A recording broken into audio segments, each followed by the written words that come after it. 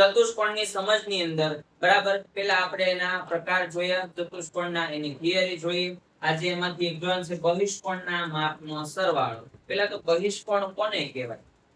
તો પેલા આપણે આકૃતિથી સમજીએ કે પેલી એક આકૃતિ દોરું ત્રિકોણ, તેની આકૃતિ દોરું ત્રિકોણ બરાબર. પછી બીજી આકૃતિ દોરું છું ચતુષ્કોણ, જેને દોરું છું ચતુષ્કોણ. અને ત્રીજી આકૃતિ દોરું છું પંચકોણ, જેને દોરું પંચકોણ. હવે જે અંદરના ખૂણા છે, કયા ખૂણા? અંદરના. આ જો અંદરના ખૂણા, આ કયા ખૂણા કહેવાય? અંદર બરાબર. આ બધા અંદરના. આને કહેવાય અંતઃકોણ. કેવા ખૂણા કહેવાય? જે અંદરની સાઈડ આવેલા હોય ને, એટલે કે બંધ આકૃતિમાં, બંધ આકૃતિની અંદર, બંધ આકૃતિમાં અંદરની તરફ આવેલા ખૂણાને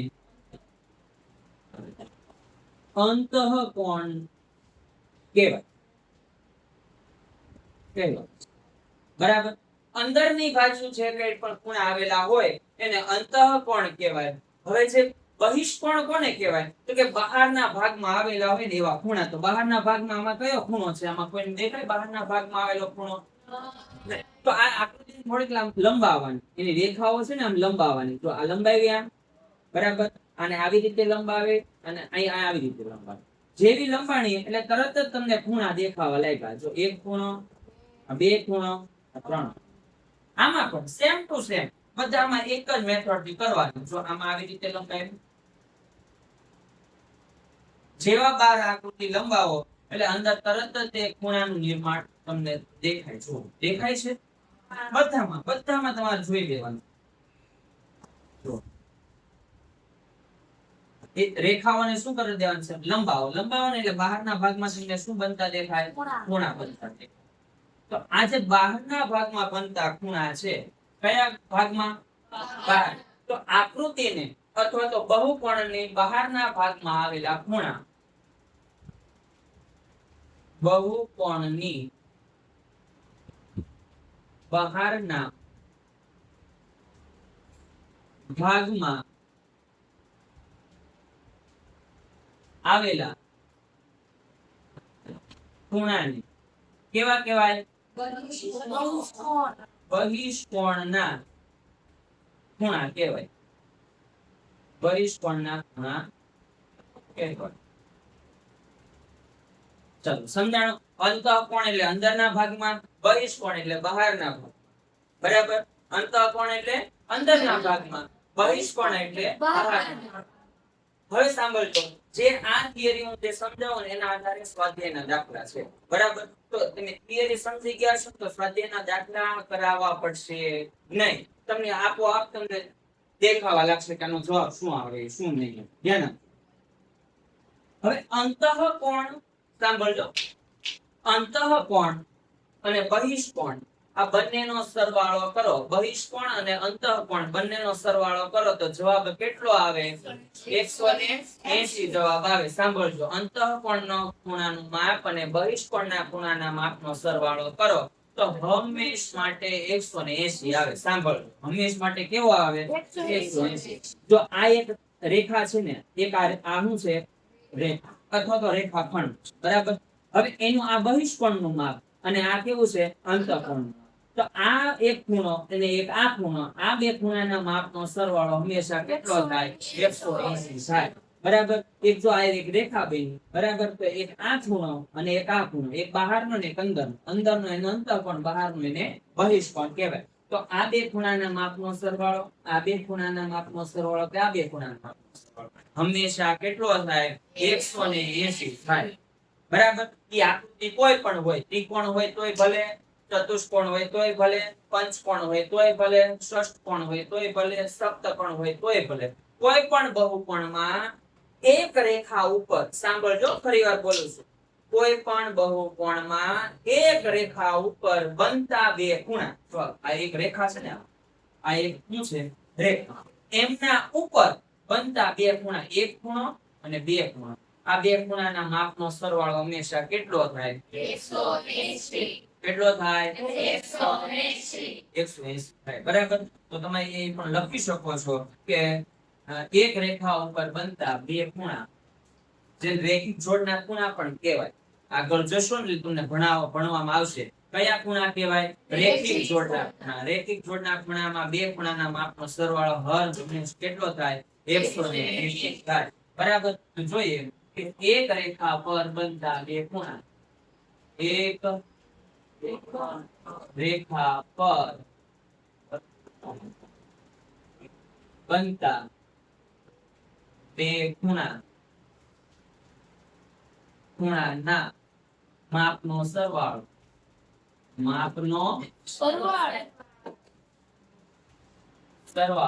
કેટલો થાય 180 અંશ થાય કેટલો થાય 180 અંશ થાય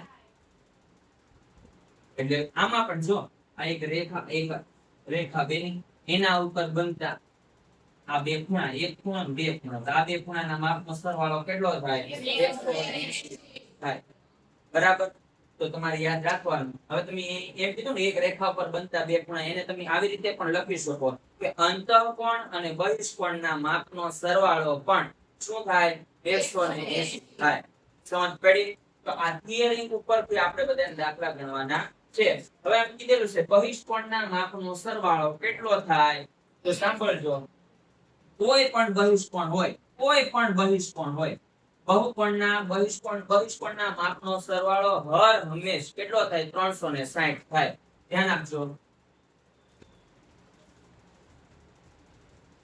બહિષ્કોણના માપનો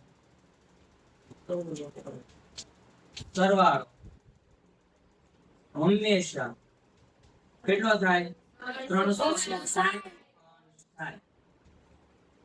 કયા બહિષ્કોણ તો જો આ બહિષ્કોણ આનું માપ પેલા x y અને આ છે z તો x y અને z ત્રણે નો સરવાળો કરો તો જવાબ કેટલો આવે 360 જ આવે આમાં પણ જો n નામ આપી દો આ a આ b આ c અને આ d તો a b c d આ ચારે ચાર ખૂણાના માપનો સરવાળો કરો તો પણ કેટલો થાય 360 થાય આમાં પણ જો આ a આ b c d e પાંચ ખૂણા છે 1 2 3 4 અને 5 આ પાંચે પાંચ ખૂણાના માપનો સરવાળો પણ કેટલો થાય 360 કોઈ પણ બહુકોણના બહિષ્કોણનો માપનો સરવાળો કેટલો થાય 360 થાય કેટલો થાય 360 કયા તો કે બહારના ભાગમાં આવેલા ખૂણાના માપનો સરવાળો યાદ રાખજો બહારના ભાગમાં આવેલા ખૂણાના માપનો સરવાળો બરાબર બાકી અંતઃકોણના માપના જો સાંભળ્યો બહુકોણ હોય ને એમાં અંતઃકોણના માપના સરવાળા અલગ અલગ હોય કેવા હોય અલગ અલગ ત્રિકોણ છે તો અંતઃકોણના માપનો સરવાળો કેટલો થાય 180 ચતુષ્કોણ છે તો કેટલો થાય 360 પંચકોણ છે તો કેટલો થાય 540 સાંભળજો ફરીવાર કહી દઉં ફરીવાર રિપીટ કરાવું છું કે અંતઃકોણના માપ હોય ને તો એના સરવાળા આકૃતિ ઉપર ડિપેન્ડ રાખે કે ત્રણ ખૂણા વાળી આકૃતિ હોય તો 180 થાય ચાર ખૂણા વાળી આકૃતિ હોય તો 660 થાય પાંચ ખૂણા વાળી હોય તો 540 થાય છ ખૂણા વાળી હોય તો 720 થાય એટલે 18 નો ઘડિયો ચાલે જો 18 એક 18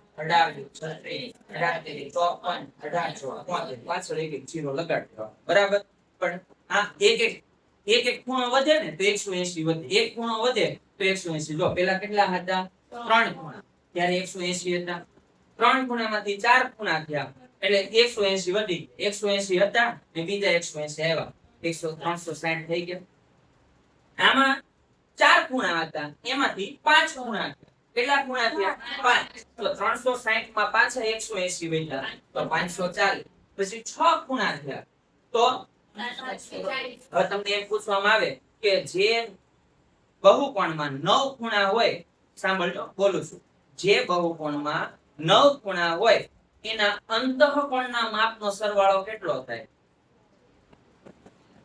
તો તમારે 18 નો ફરીએ બોલો 18 9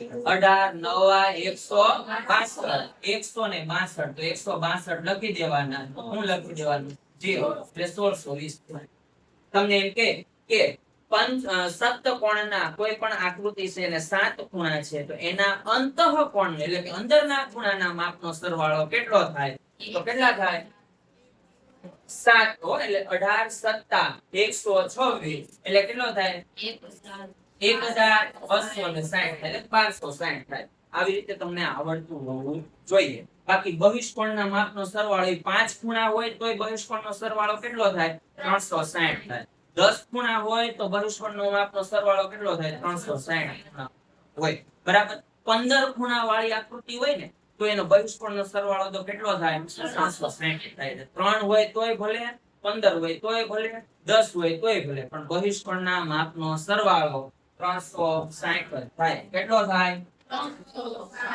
360 પણ અંતઃકોણના માપ બદલ્યા કરે પણ બહિષ્કોણના માપનો સરવાળો બદલે આ થિયરીના આધારે આપણે દાખલા ગણવાના છે તો જો તમને થિયરી સમજાણી હશે ને તો દાખલા તો પરફેક્ટ આવડે પરફેક્ટ ધડાધડ આવડે મારે તમને શીખવાય ન પડે પણ પહેલા તમને થિયરી અને કન્સેપ્ટ તમારો કેવો હોવો જોઈએ એકદમ ક્લિયર હોવો જોઈએ બરાબર તો આના આ લખી લ્યો અને આની પછી આપણે દાખલા જોઈએ હવે આપણે જે થિયરી કરી ને હજી એમાં હું તમને એક અમુક સૂત્ર લખાવી દઉં બરાબર જેને યાદ રાખી લેવાનું એટલે કાંઈ નહીં તો બહિષ્કોણનું માપ શોધવું હોય ને બહિષ્કોણનું માપ ધ્યાન આપજો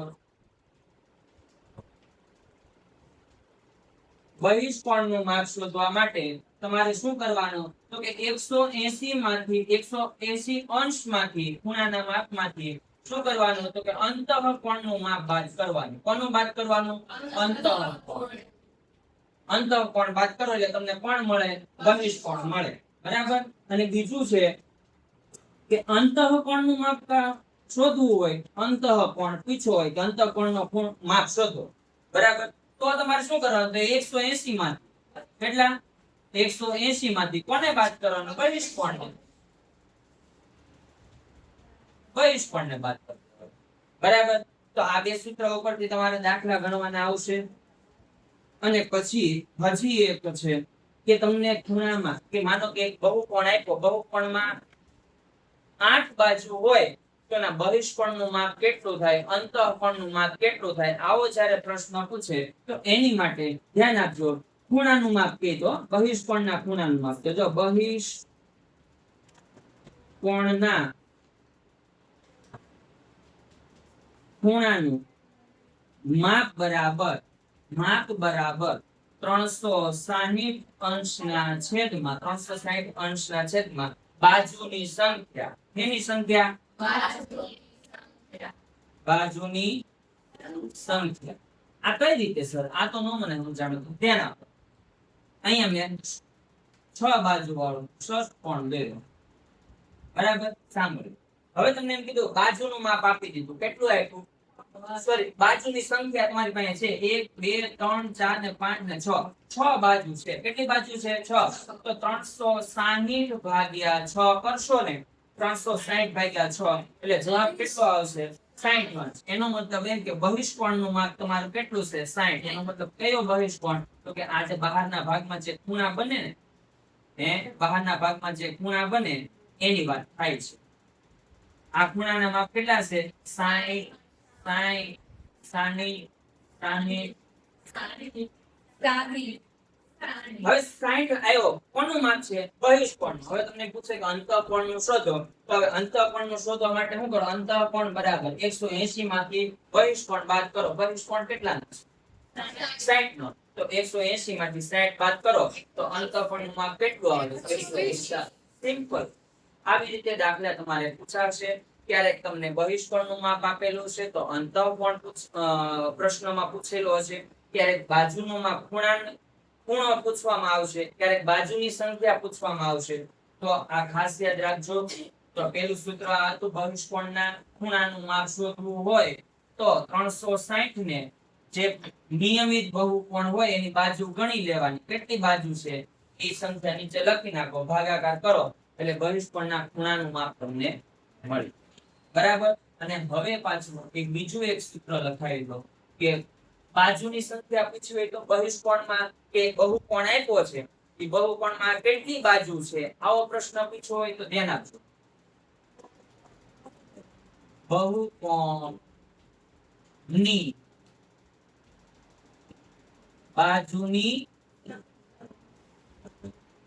સંખ્યા બરાબર 360 ભાગ્યા બહિષ્કોણનું ખૂણાનું માપ.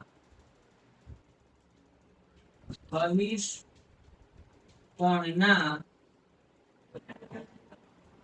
ખૂણાનું માપ. આમાં કઈ રીતે કરવાનું? તો જેમ પેલામાં કર્યું તેમ માનો કે મેં એક ચોરસ દોર્યો અથવા તો ચતુષ્કોણ દોર્યો બરાબર. ચતુષ્કોણની અંદર અંદરના ખૂણાનું માપ તમને બહારના ખૂણાનું માપ આપી દીધું. કોનું માપ આપ્યું? બહારના. કેટલું આપેલું છે? તો કે 90 આપ્યું. માની લો કે 90 આપ્યું. બહિષ્કોણનું માપ કેટલું છે? 90. હવે તમને એમ પૂછો કે કોઈ બહિષ્કોણ છે, કોઈ નિયમિત બહુકોણ છે, સાંભળો, કોઈ નિયમિત બહુકોણ છે એના બહિષ્કોણનું માપ 90 હોય તો ઈ બહુકોણમાં બાજુની સંખ્યા કેટલી હશે? તો ઈ બહુકોણમાં બાજુની સંખ્યા કેટલી હશે?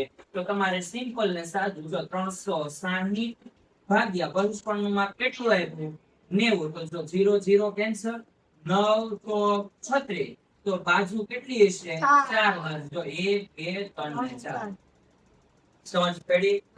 તો તમારે જો 360 ને ધ્યાન આપો, સિમ્પલ સાદી રીતે 360 ને બાજુની સંખ્યા વડે ભાગો ને.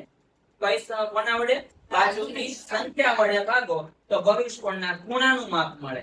અને જો 360 ને બહિષ્કોણના ખૂણા વડે ભાગો ને તો બહુકોણની બાજુની સંખ્યા મળે. કે આ પંચકોણ છે કે સપ્તકોણ છે કે અષ્ટકોણ છે કે નહીં એવું જાણવું હોય તો 360 ને બહુકોણના ખૂણાના માપ વડે તમારે ભાગવાના રહેશે. આ બધી આની પહેલા કરાવેલી થિયરી, આ થિયરી ઉપર જ તમારા પછીનો આખી સ્વાધ્યાય અને ઉદાહરણ ડિપેન્ડ છે. તો આ યાદ રાખજો. હવે પછી આપણે જોશું સ્વાધ્યાયના દાખલા અને ઉદાહરણ દાખલા.